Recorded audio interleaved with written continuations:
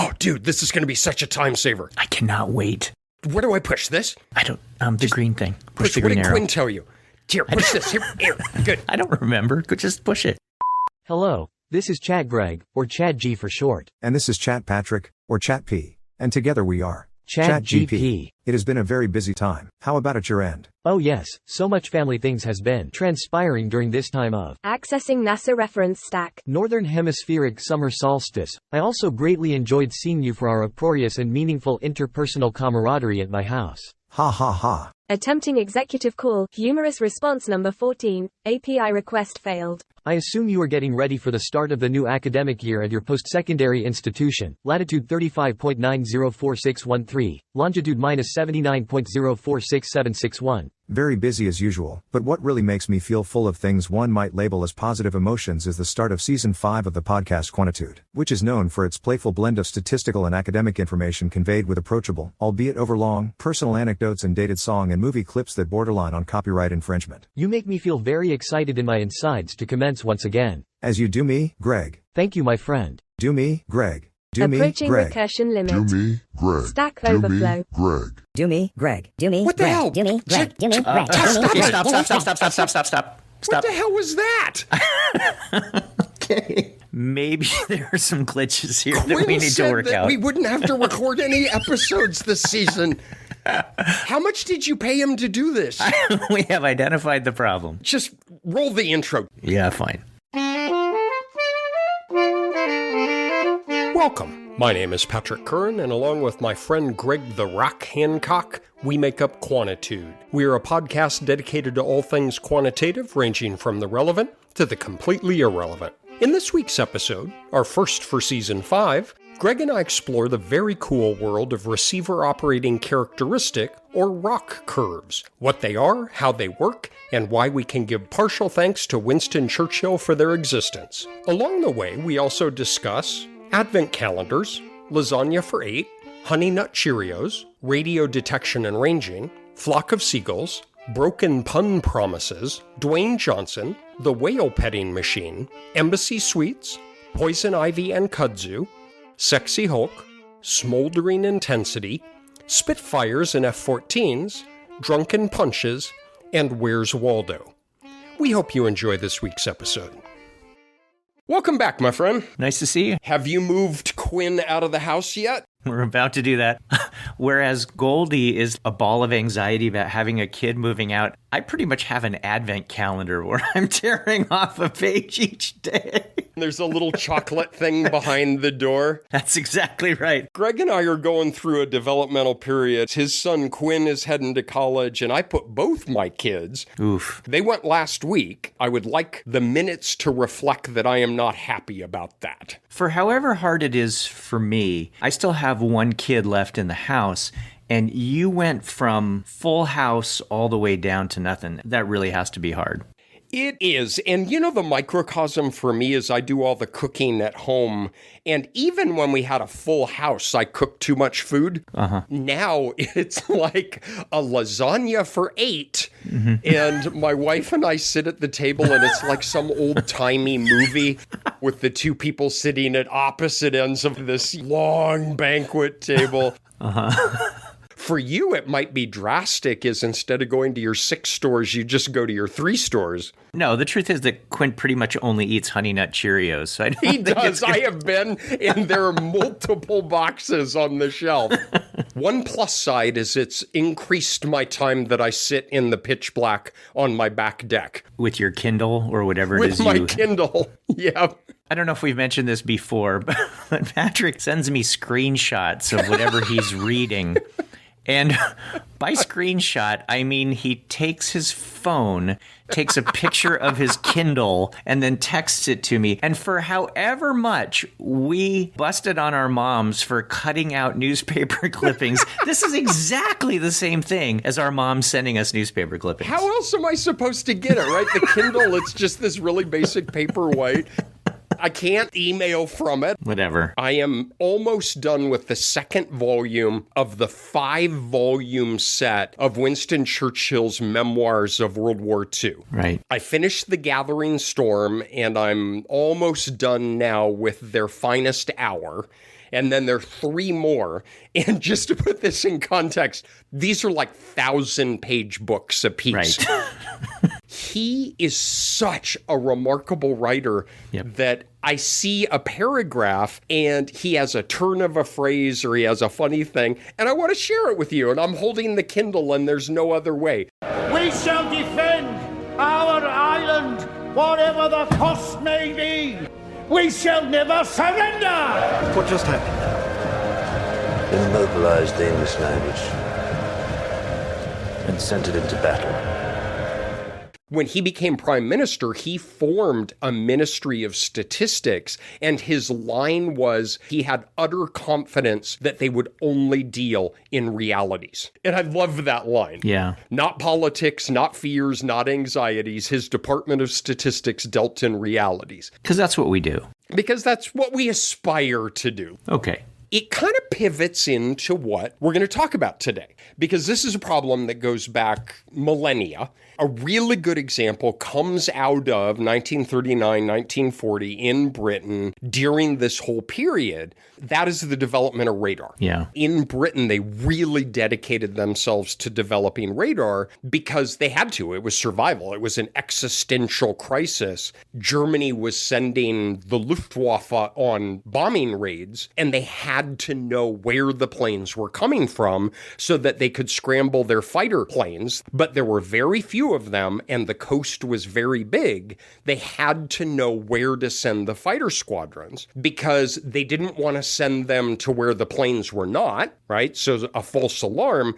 But they also didn't want to miss a bomber flight coming in and not scramble the fighter planes. And so radar was a way of dealing with this. Radar is actually an acronym, radio detection and ranging, although it's just become a noun at this point of what radar is. And in very simplistic terms, you send out radio waves, they bounce off of things that are out there and come back to you. Through magic that is way above my pay grade, you're able to interpret these signals and determine not only position and distance, but velocity. So where are they? And how fast are they coming? What could possibly go wrong? Right? You send out a radio wave, it comes back. Of course, it's a bomber, unless it's a bird or a cloud or a rain squall.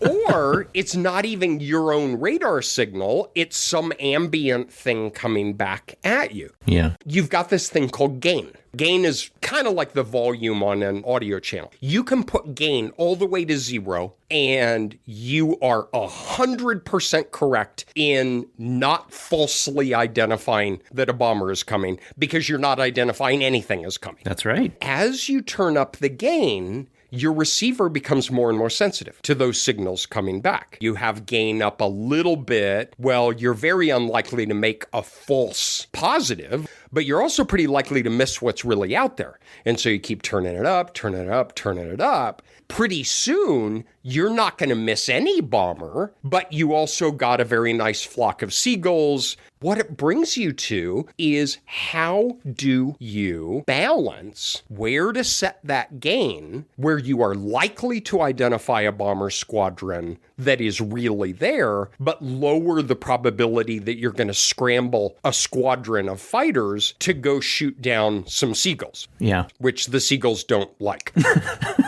Some people might think that that's a good thing to do. Don't alienate the seagull people this early in the season. We love seagulls. We love seagulls.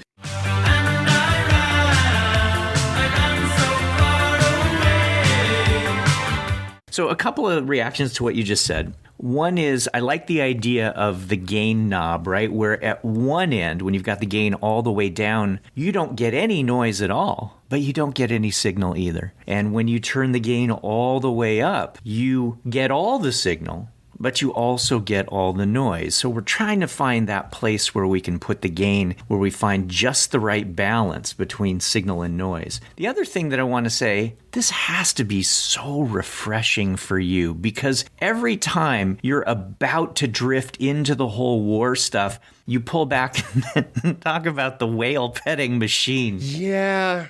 So for loyal listeners, I went on a long story about the whale petting machine because all of my examples involve war.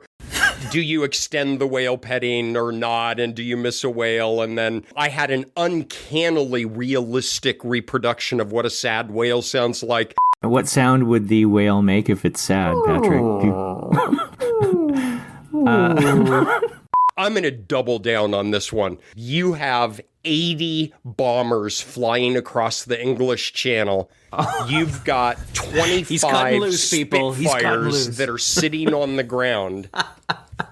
You've got 3 readings on the radar, and 2 are false and 1 is true. How do you probabilistically identify which ones to vector the fighters into when you might be wrong? And that brings us to the first acronym that I will not grouse like an old man. Oh. It's not a PIN number. It's just a PIN. Personal identification number. It's a PIN. It's not an ATM machine. It's just an ATM. What about an SEM model? Okay, we'll put that in the grumpy old man. But what we're going to talk about today are ROC curves. ROC curves. And the C does not stand for curve. Nice. The receiver operating characteristic curves. And this came out of Britain in 1939, where they had this gain knob. Now, this is big for today's discussion. A knob that you turn is a quintessential continuous scale. You slowly turn it up, you slowly turn it down. What they were trying to desperately figure out was, what is that ideal gain setting on an infinite number of possible settings that would balance the number of times that you're going to identify a true positive from a false positive. And what they called that at the time were the receiver operating characteristics of the signal, and that is the ROC curve. For those of you who have been patiently listening so far, this episode is not a history lesson. The whole thing is not really about scrambling the jets. We have to do this all the time, though, right? Even though you and I are not fans of taking continuous information and dichotomizing it, the reality is that we have to make dichotomous decisions all the time based on continuous information.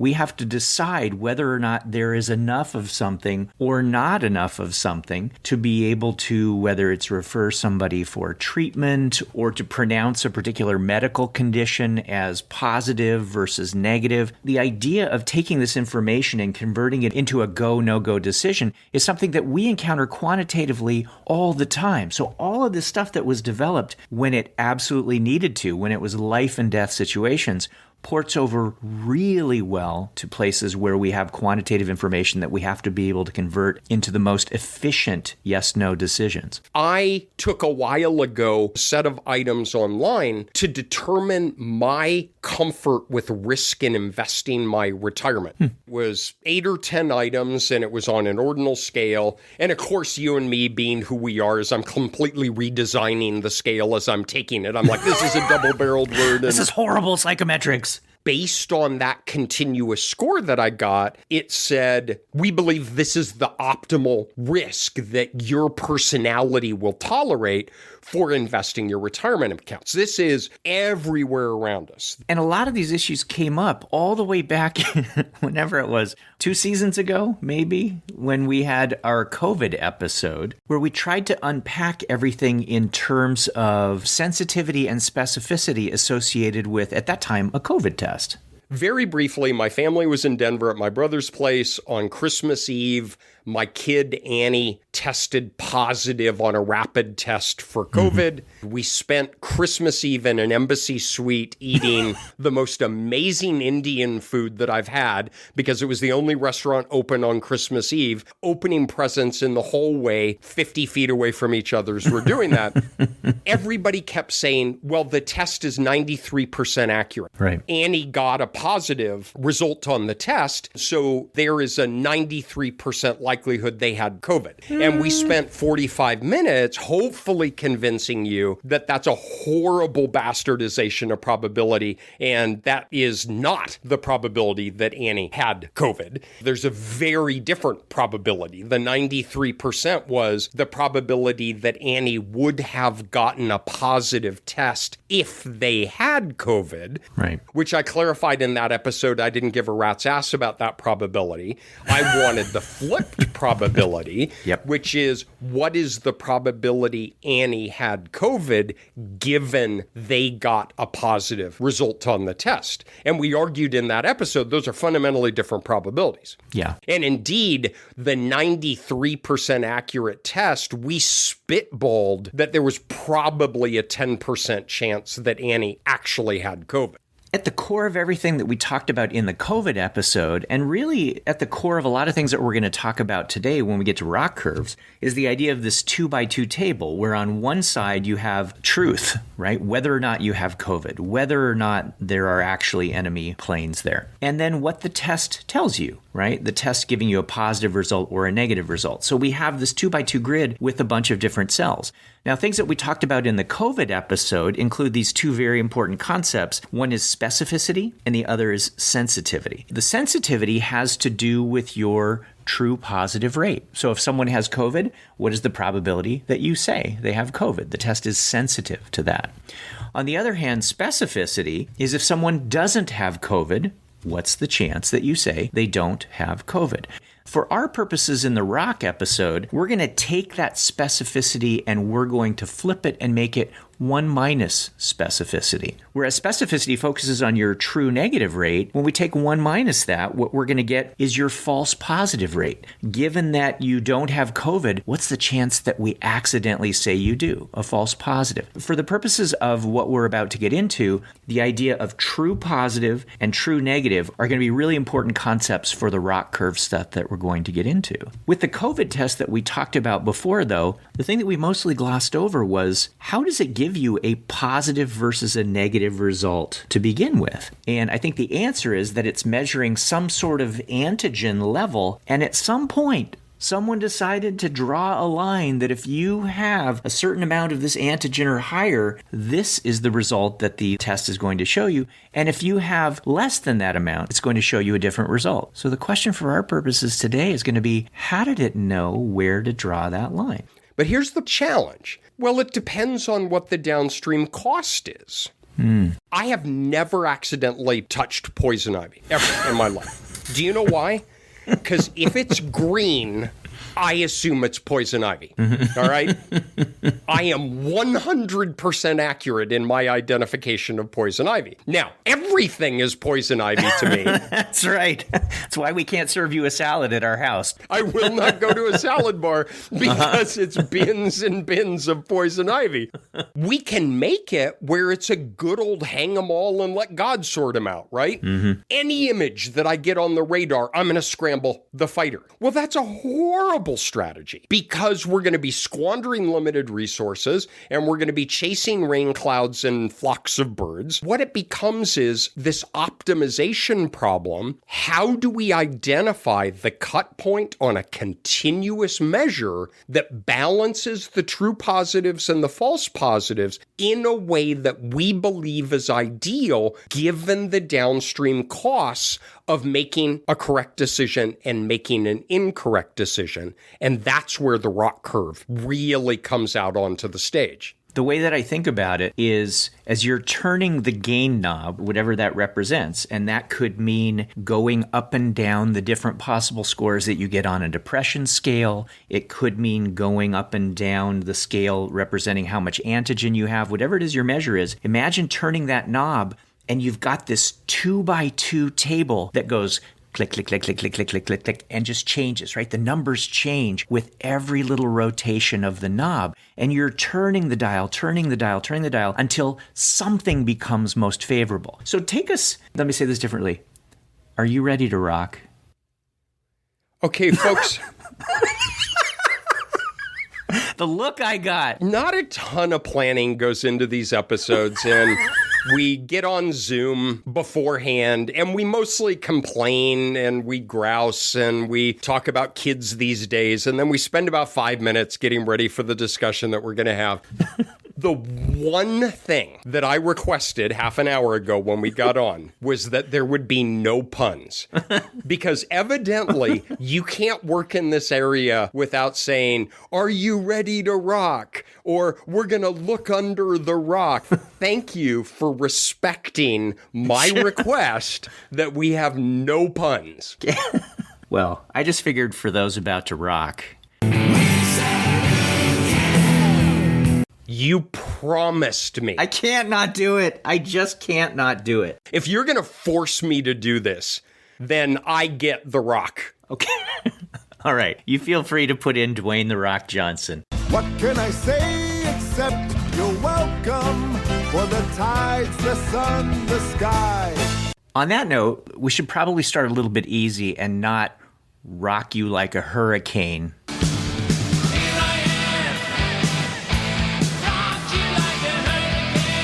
Picture an XY axis. X-axis, we have 1 minus specificity. That is your false positive rate. On the Y-axis, we have sensitivity. That is your true positive. So we're going to make a plot of true positive against false positive. Now, each scale runs from 0 to 1 because these are probabilities, and we're going to drop in a 45-degree angle starting at the origin up to the 1 point in the upper right-hand corner. What that represents is that your measure has a 50-50 chance of correctly identifying an unknown condition. All right, so let's say that we have some cut point that we use. You randomly draw a person from each of the two groups. One has the condition and one that does not have the condition. The one who has the condition, there's a 50-50 chance they have a score that's higher than the person who does not have the condition. Now, that's fixed in space. That XY with the 45 degree. Now we bring our sample, we bring our measure, and we have this continuous measure of gain, right? And what that is where do we put the cut point? Do we put the cut point at 0, at 1, at 2, at 3, at 4, at 5? We can picture in our mind's eye doing an infinite number of cut points. And at each cut point, we compute sensitivity and we compute specificity. And we take 1 minus specificity and we put a little point there that's going to mark a curve that we hope deviates from that diagonal line because we want our screener device to have better properties than flipping a coin and just having random chance alone. And better properties mean that we really hope that whatever curve we are tracing out is going to be above that 45-degree line. Because of the way we have these plotted, where the x-axis represents the false positive rate and the y-axis represents the true positive rate, we hope that for whatever cut point we're doing, the true positive rate is higher than the false positive rate. So that would mean as we're turning the gain knob, trying these different cut points, we hope that we are tracing out some curve where things are above the 45-degree angle, indicating that whole space where the true positive rate is higher than the false positive rate. And we turn it from all the way at the lowest gain setting, which would be down in the lower left-hand corner where we're at 0, 0. So that lower left-hand corner would be if you just didn't identify anything as poison ivy. You went to the poison ivy salad bar, whatever. Which they have in North Carolina. It's right next to all-you-can-eat kudzu. Versus if you turn the gain all the way up and it takes you to that northeast corner, the upper right, that is where the behavior that you described would be, where you say everything is poison ivy. And that means that you are maximizing your true positives, where you're getting all the poison ivy right, but you're also maximizing your false positives. So again, we hope that we have this curve. Honestly, ideally, it wouldn't even be a curve. It would be something that scampers up the y-axis as close as possible. And then when it gets up into that northwest corner, it just goes along the top. That would be the best possible test, where it instantly maximizes the true positive rate and just hugs that maximum true positive rate. Of course, that's not really going to happen, and so we get some curve that's traced out like some kind of arc that ideally hovers above that 45-degree line. I just love the visualization because you can trace along this line. You know what it is, Greg? Is it a sexy Hulk, rage Hulk kind of thing? I put the brains and the brawn together. And now look at me. Best of both worlds. Imagine you had a 0 to 10 poison ivy test. Mm-hmm. If you put the cut point at 0, you can calculate the false positive and the true positive. Then you calculate it for 1. Then you calculate it for 2. Mm-hmm. And you alluded to this earlier where you have the 2x2 table that itself is changing across the continuum. Now, I could rage Hulk it where I compute the true positive and false positive rate at every possible value of the cutoff. But we can also sexy Hulk it and say, wait, if we believe this is a continuous measure, we can look at a continuous function across an infinite number of values of the screening device and trace that curve.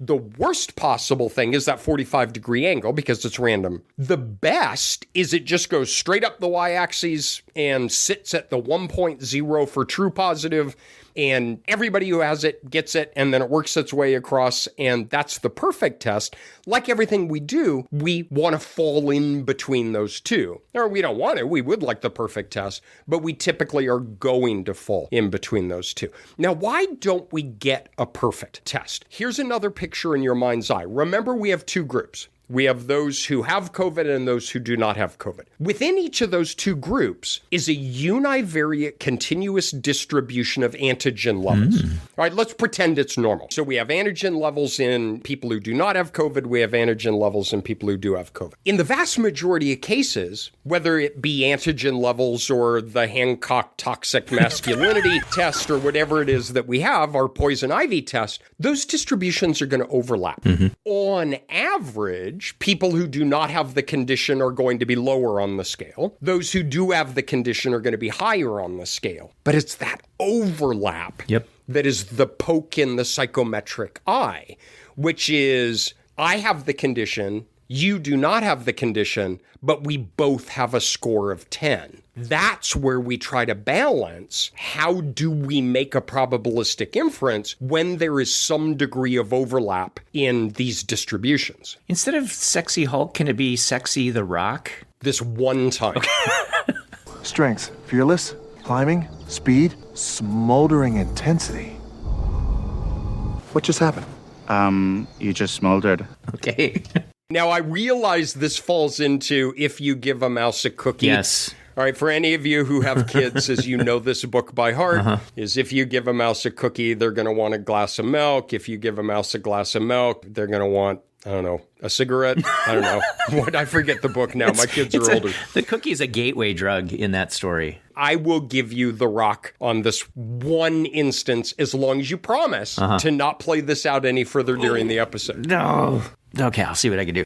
So the thing about this picture that you are describing, it has not made any decisions. This is a picture of all possible decisions. And sometimes we're dealing with something that is a scale like from 1 to 10. And so in that case, our cut points are things like, what if it's between 0 and 1, between 1 and 2, and so we get a curve that is a little bit jaggedy. But other times it's something that is much more continuous, so much so that it makes a lot of sense, like Patrick described, to fit it with a particular function. But either way, this is a beautiful picture of the possibilities, but it hasn't yet translated into a decision. So a couple of things that we can get off of this particular curve. One is we might decide that this is a horrible test to use, that there's no great way to make a decision based on this, and there are diagnostics for that. But if there is a way, then the question will turn into, okay, you got to pick a point. You got to know when you're going to scramble the jets. You got to know when you're going to tell someone they have COVID. How can we use this to make a decision as to what an optimal cut point is? So why don't we take those in two parts? The first one is, if you're looking at this picture, how can you quantitatively characterize whether or not this diagnostic measure is even a good measure for making decisions?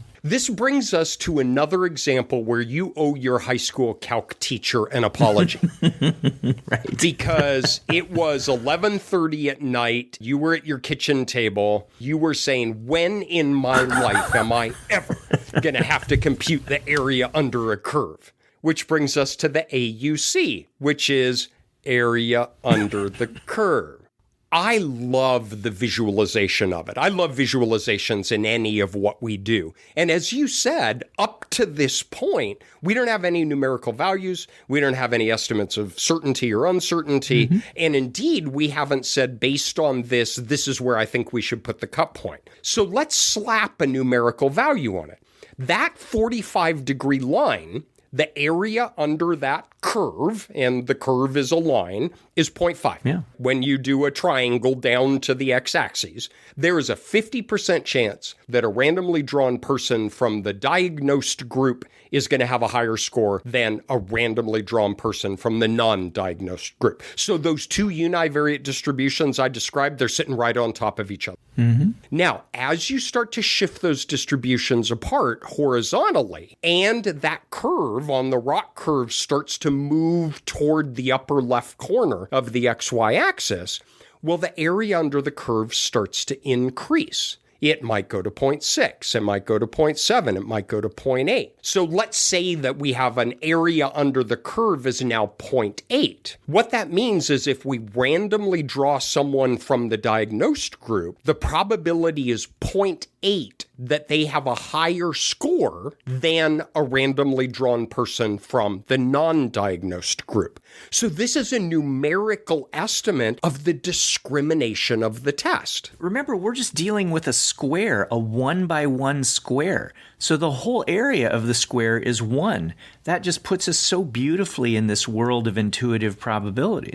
And as Patrick said, that diagonal line that you have has an area under it that's just half of that unit square, so 0.5. Beautiful. And as your ROC curve creeps up toward that northwest corner, it starts filling up with more area under it, more area, until the best it could possibly be, which it will never be, would be, as we described, climbing up that y-axis and then sneaking across the x-axis, which would have the area under it of the full 1 unit of the unit square. So the maximum it could ever be is 1. The worst it could be would be 0, but that would be pretty sad. I think we really think about our baseline as being that diagonal, which has half. So between a half and 1, those are the areas where we start to judge whether or not this instrument has diagnostic value. You will never get an area under the curve 1.0, as Greg says, but it's not preposterous. What that means is those two univariate distributions don't overlap at all. Right. And if you dropped a cut point of 10 and everyone in the non-diagnosed group had below 10, and everyone in the diagnosed group had above 10, you would have 100% sorting accuracy in the discrimination between those two groups. Those two distributions are rarely, if ever, non-overlapping. And so you're going to fall in that area between the 45-degree line and the upper northwest corner, which then begs the question, well, how high is high enough? Yeah, it's like so many things in statistics. There's so much work put in on the front end at describing the statistics that we get out, and then someone just kind of phones it in qualitatively at the end. That happens with fit indices and structural equation modeling, and it happens here too, right? That if you get an AUC, area under the curve, that's around 0.9, we might say something like it's high accuracy, or right, and then it comes down between maybe 0.7 and 0.9, we'd say that's moderate, and 0.5 to 0.7 low, or some variation on that based on what? I don't know, based on some labels that someone put on there from some particular discipline. But in general, values up closer to 0.9 and 1 are great, and values closer to 0.5 suck, and you can attach whatever descriptors you want along the way. And to complicate things further, it depends. Yeah. It depends on the downstream cost of saying someone has a condition or not. I don't know if it ever made post-processing, but I told a story at one point. There's a guy who I'm good friends with in the neighborhood who used to fly F-14s off of aircraft carriers and completely emasculated me at a neighborhood picnic by telling this story after I had proudly told how I jog every other day and he actually is Top Gun. He told this wonderful story. There was a warning light that would come on in the jet and it almost was always a false alarm. But if it wasn't, your plane exploded. He had a really funny line where he said, I've flown for 25 years and they really encourage you to not have your plane blow up. But the point is, whenever that came on, all the pilots knew it was probably a false alarm, but they had to respond as if it wasn't because it was such a high cost. Hi. If you were wondering, as I was, if this is just another one of the imaginary friends that Patrick has in his head, stick around after the episode so you can hear the actual pilot himself, Barry, tell the story.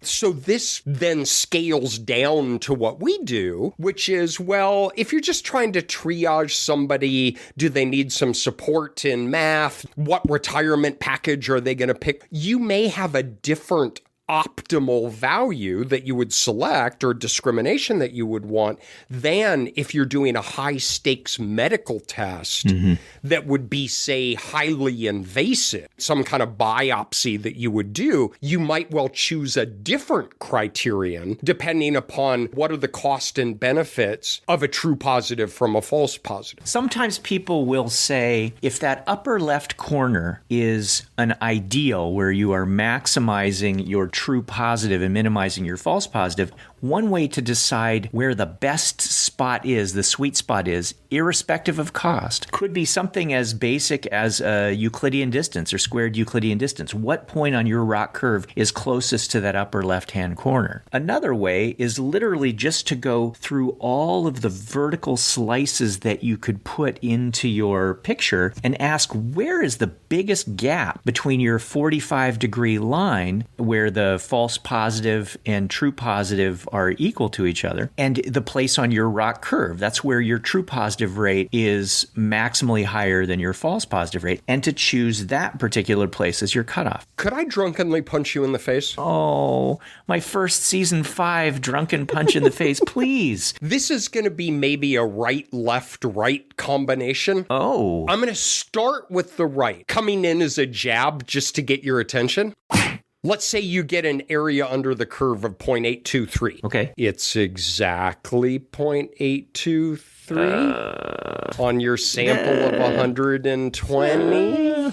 I remember a lecture years and years ago where somebody prattled on about a standard error and some hocus pocus on a confidence interval. Don't you got a hankering to incorporate that magical thinking here? Yeah, everything we've been talking about has been completely descriptive. Without unpacking all of that, you are absolutely right. Whether we're talking about the AUC, right, the area under the curve, there's a confidence interval around that. Whether we're talking about the specific levels where the true positive rate exceeds the false positive rate, all of the inferential horsepower that we need overlays on this stuff. And you're right, we haven't been talking about that. Absolutely. And all the material you read on this, every single paper talks about standard errors and confidence intervals and uncertainty. Absolutely. I think there's a bit of a siren song of knowing the letter of the law in uncertainty, but in the spirit of the law, we put our finger on the curve and that's the truth as God sees it. So we have to be very careful.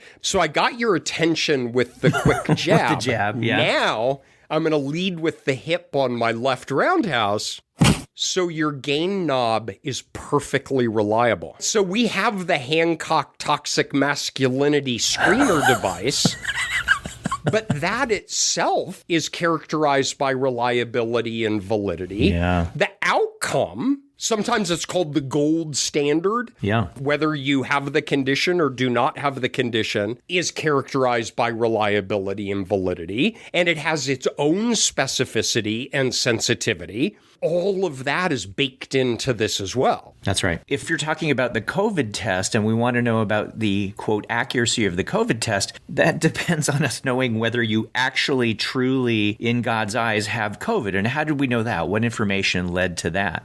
If we're diagnosing a tumor, right, whether or not something is malignant or benign, we need to have the truth in order to be able to diagnose this. And a lot of times, the truth itself is fuzzy. I want the truth! You can't handle handle the truth. What does it mean if we're using a cutoff on a depression scale to say someone truly has depression? Is there some gold standard where we know that you have depression? So aiming for these standards is often only as good as the standard, and then only as good as the reliability and validity of the instrument that we're using to try to see if we're meeting that particular standard.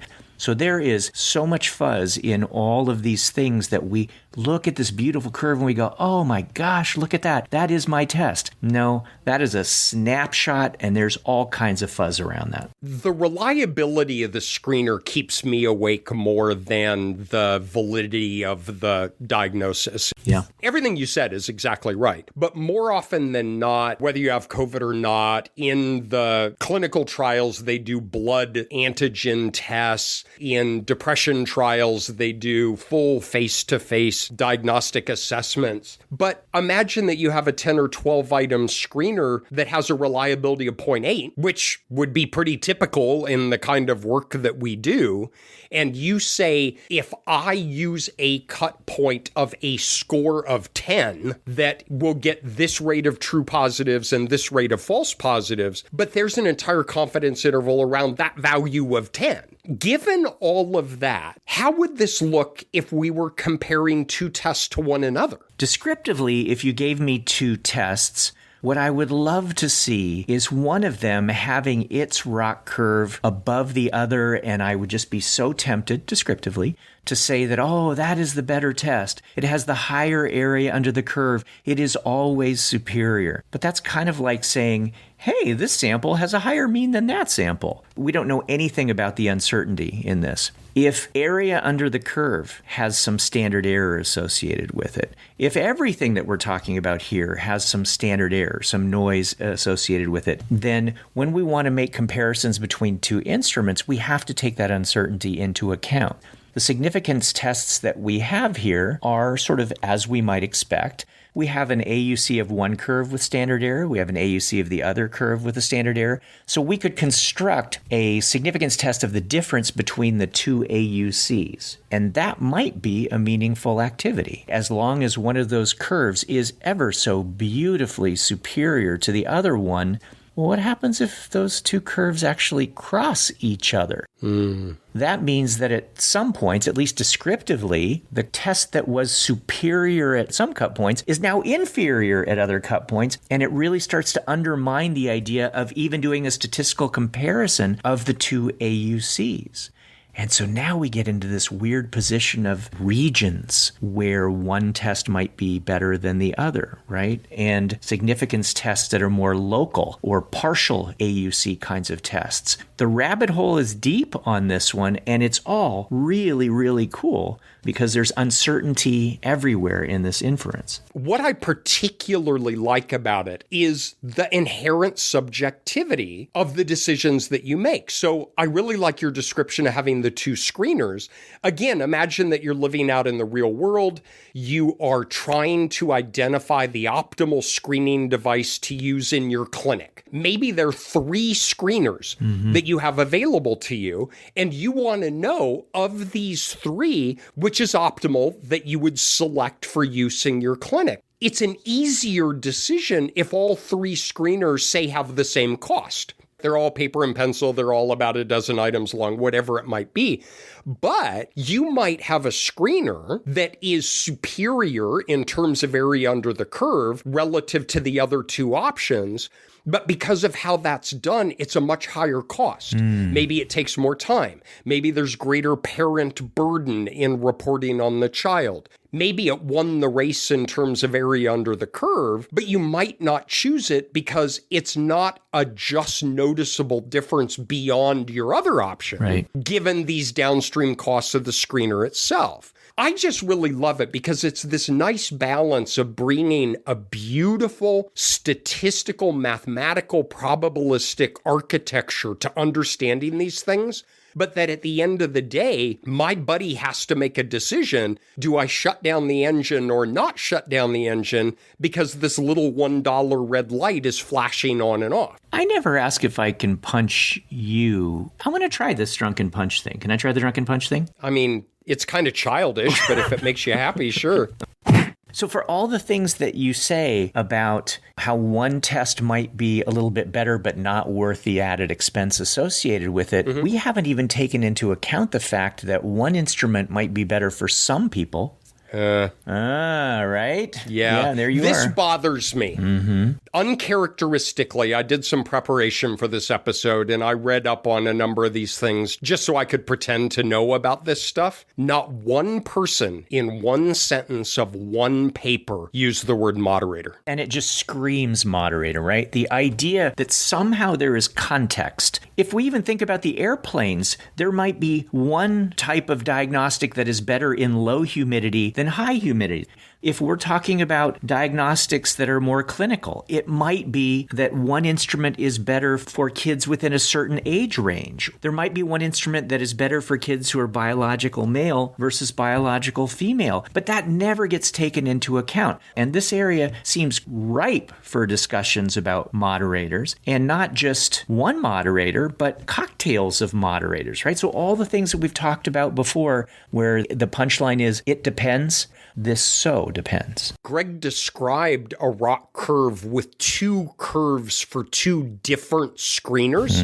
Have exactly that plot, but have one curve for children and one curve for adults on the same screener. And you could evaluate, is there a significant difference between the area under the curve as a function of this moderator? But then, as Greg also alluded to, you could build this out to having multiple moderators.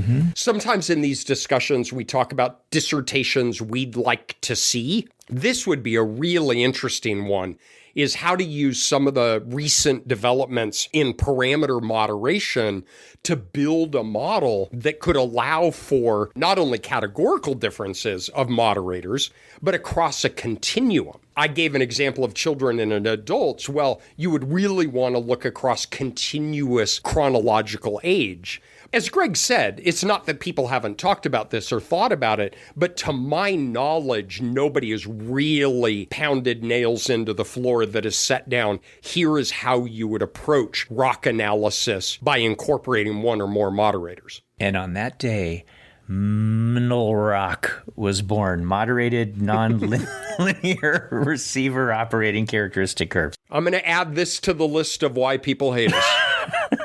So if we circle back to something that we said a long time ago, don't dichotomize variables. But Unless you do. Unless you do.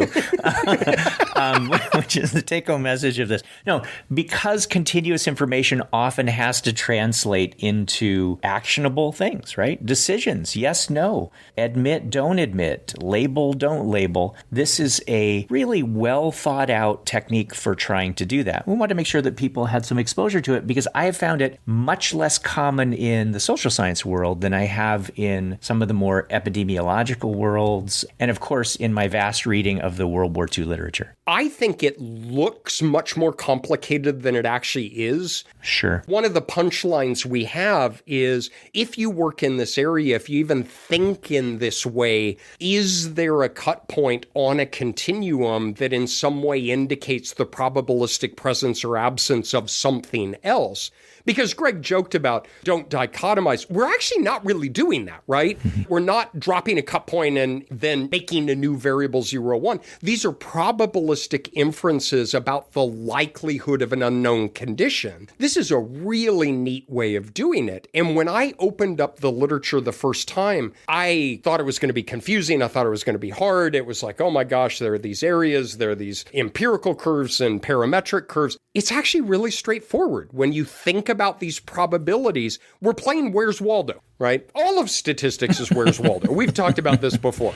There's some unknown condition that exists or doesn't exist, and you're trying to make a probabilistic guess as to, based on this score, does this person have or not have the condition? And whether the condition be a diagnosis, whether it be a need for remedial tutoring, whether you're going to scramble the Spitfires to send against a potential enemy, this is a mechanism of mapping this continuum onto the probabilistic existence of a condition. I think it's a really powerful method that we could use much more than we do. So we hope that people will now be able to rock around the clock, or rock this town, or rock me gently, or So this is how you prepared for the episode.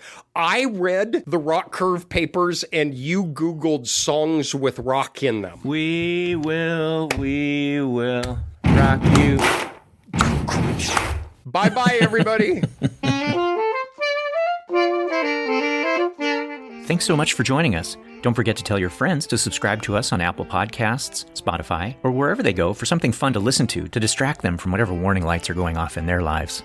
You can also follow us on Twitter, or whatever it's called now, where we are at QuantitudePod, and visit our website, quantitudepod.org, where you can leave us a message, find organized playlists and show notes and syllabi, listen to past episodes, and other fun stuff. And finally, you can get cool Quantitude merch, like shirts, mugs, stickers, and spiral notebooks, just in time for back to school, from redbubble.com, where all proceeds from non-bootleg authorized merch go to donorschoose.org to help support low-income schools. You've been listening to Quantitude, the podcast you wish had a gain knob so you could turn up the signal and turn down the noise. Today's episode has been sponsored by... Excuse me, Greg. Dwayne Johnson? The Rock? I'm so sorry to interrupt, but can I just say, huge fan. Huge. Really? Oh my goodness, yes. I've listened to all 125 episodes of Quantitude, well, 126 now, and you guys are totally my go-to when I'm working out for a new movie role. Are you serious? Absolutely. See these abs? Got these tightened up listening to season 3. Just the sound of Patrick's voice makes this 8-pack just pop. Wow, that is so cool. What about my voice? Does my voice make anything tighten up? No, not really. Oh, okay. Don't worry, though. The Rock doesn't take you for granted. Get it? Yeah, I get it. In fact, both you and Patrick hold a place in my heart. You're of sentimental value. Okay. Maybe we could all work on a pebblecation together. Get it? Wow. First episode of season 5, and we have already hit rock bottom. Ha! Very funny. I love it. This is most definitely not NPR. So it's common knowledge that the majority of my friends are made up. I started thinking people are going to suspect that my buddy Barry was made up, so I walked down the street, grabbed him, and brought him up. I would like to introduce Barry to tell the F-14 story himself. Thanks, Patrick. I am actually not a paid actor. I did fly F-14s in the Navy. Patrick told me that he told a little story that I had relayed to him, and so I thought I'd tell the real version of it just to make sure he wasn't being a little too exaggerating on how the story went. So what happened was, back in the 90s, we had a situation where we had a rash of engine fires and situations where aircrew had to eject out of F-14s. The engineers back in Patuxent River discovered that there was a problem with the oil tank overpressurizing and blowing oil out through the jet engine and catching on fire. So their fix was to send us a little light and a bunch of wire and a switch, and the switch told us if that pressure was too high, and when that pressure got too high, you were going to blow up. So Patrick wasn't actually being hyperbolic. There were situations where the airplane caught fire and the aircrew ejected right as it was blowing up in midair. So that's a bad thing. We typically say blowing up is a bad thing. So Patrick also was correct that in my 25-year career, you're not supposed to blow up. But as I understand the topic of conversation for this podcast, there are situations where you have something that you think you need to follow. In this case, the light comes on, I might blow up. What should I do? I should shut the engine off because that will keep me from blowing up. But in the Navy, you land on aircraft carriers, and that's why older Navy airplanes had 2 engines, because of reliability issues. Having 2 engines is better than 1. And when you shut down one of those engines, you've now created an emergency situation for yourself. By honoring the light, we were creating an emergency and adding a new element of risk, which was landing on the carrier with only 1 engine. So we had the choice of blowing up or landing on the carrier with single engine. We learned after a time that there was a problem with the wiring that was sent out that would get hot and it would cause a false warning. And so we started being in a situation where we would shut down the engine, let it cool down, wait till we were about to land, and we'd start the engine up. And if the light didn't come back on, we could land single engine with 1 engine at idle. But that's a big deal when you're landing a carrier plane, because if you need to wave off, or bolter as we call it, if you'd miss the wire, you can use both engines and safely fly away. We mitigated the risk of blowing up by using the engine at idle, but it did present a dilemma of the false positive versus the false negative, which I think is the learning point of this podcast. I think the main point of Barry's story is that my friend was not imaginary and I was not hyperbolic. Barry, thank you so much. That is perfect. I will return your leaf blower soon. I promise. Okay. Thanks, everybody. All right. Bye-bye, everybody. Oh, and by the way, I'm really impressed that you jog every other day, Patrick. I mean, you know, it's not Top Gun or anything.